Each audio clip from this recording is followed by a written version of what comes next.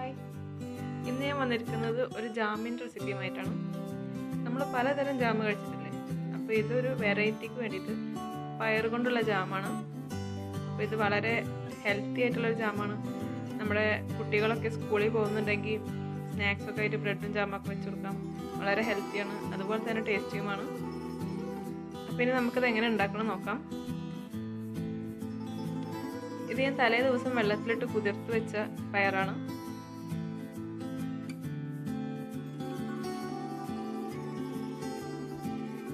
ഈ പയറാണ് എടുത്തിട്ടുള്ളത്. ഇനി ഇത് നിങ്ങൾക്ക് കിട്ടിയിട്ടില്ല എന്നുണ്ടെങ്കിൽ റെഡ്ബീൻ ആയാലും മതി. അപ്പോൾ നമുക്ക് ഈ കുതിർത്ത് വെച്ച പയറൊന്ന് കുക്കറിലിട്ട് വേവിച്ചെടുക്കാം. ഒരിത്തിരി ഉപ്പ് ചേർത്തിട്ട് വേവിച്ചെടുക്കാം. അപ്പോൾ നമ്മുടെ പയർ വെന്ത് വന്നിട്ടുണ്ട്. നമുക്ക് തൊട്ട് നോക്കി അറിയാം വെന്തിട്ടുണ്ടോ ഇല്ല എന്നുള്ളത്. ഇനി നമുക്കിതിൻ്റെ ഈ വെള്ളം ഒഴിവാക്കിയിട്ട് ഈ പയർ മാത്രമായിട്ടൊന്ന് മിക്സിയിൽ അടിച്ചെടുക്കാം. മിക്സിയിൽ അടിക്കുമ്പോൾ നമുക്ക് നോർമൽ വാട്ടർ യൂസ് ചെയ്യാം. പയർ വെന്ത വെള്ളം വേണ്ടെന്നേ ഉള്ളൂ. അത് ആവശ്യത്തിന് ഒഴിച്ചിട്ട് നന്നായി മിക്സിയിൽ അരച്ചെടുക്കാം.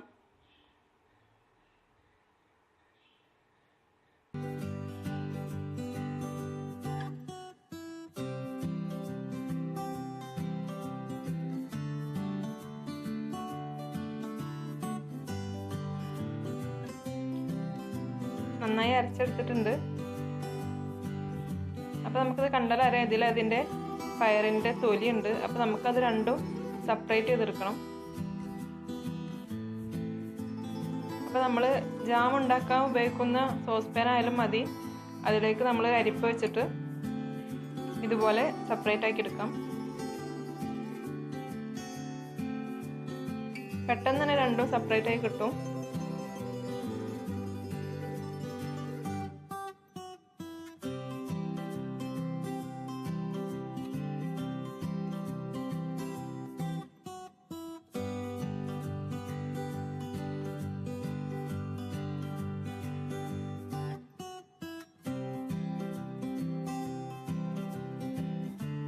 അപ്പോൾ രണ്ടും വേർതിരിച്ച് വന്നിട്ടുണ്ട്.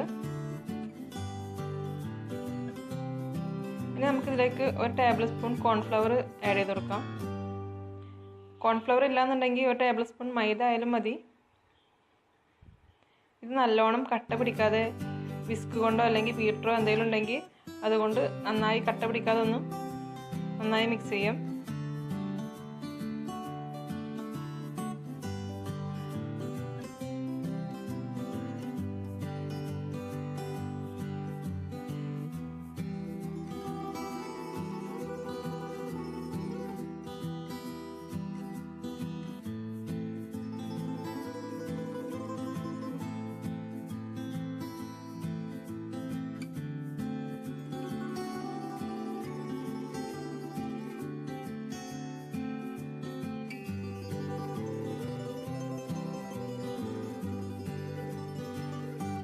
ഇനി നമുക്കിതിലേക്ക് 1 ടീസ്പൂൺ വാനില എസൻസ് ചേർത്ത് കൊടുക്കാം.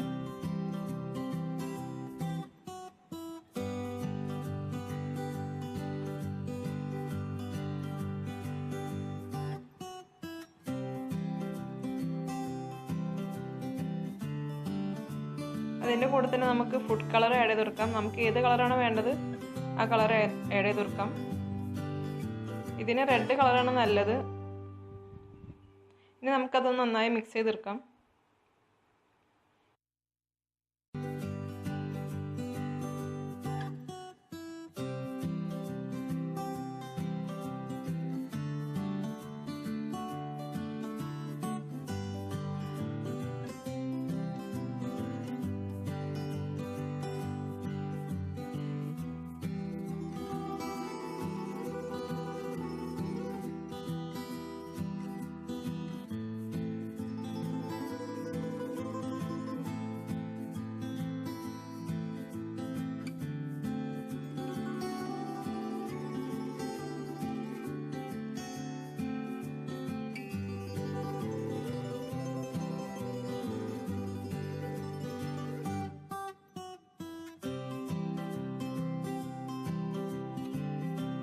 ഇനി നമുക്ക് ജാമ റെഡിയാക്കി എടുക്കാം.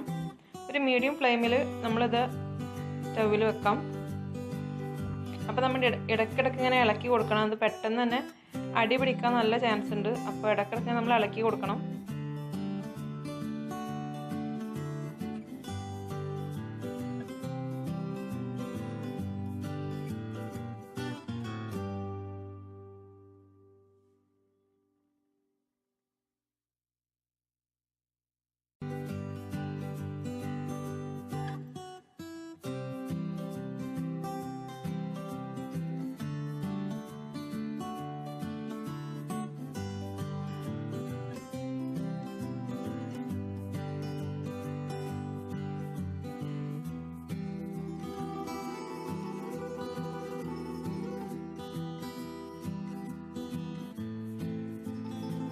അപ്പോൾ ഇത് നന്നായി തിളക്കാൻ തുടങ്ങിയാൽ നമുക്ക് ഷുഗർ ആഡ് ചെയ്ത് കൊടുക്കാം. 1 കപ്പ് ഷുഗറാണ് ഞാൻ എടുത്തിട്ടുള്ളത്. അപ്പോൾ നമ്മുടെ മധുരത്തിനനുസരിച്ച് നമുക്ക് ചേർത്ത് കൊടുക്കാം.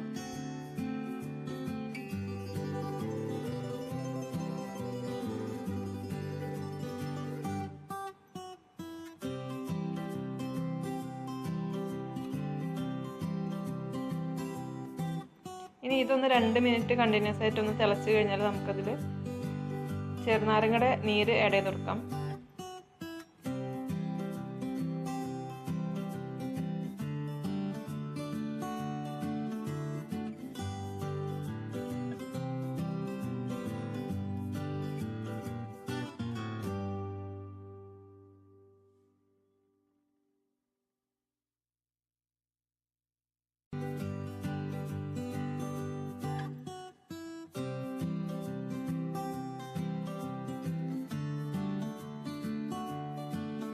ഒരു ചെറുനാരങ്ങയുടെ നീരാണ് ഞാനിവിടെ ആഡ് ചെയ്ത് കൊടുക്കുന്നത്. ഒരു ചെറിയതാണ്.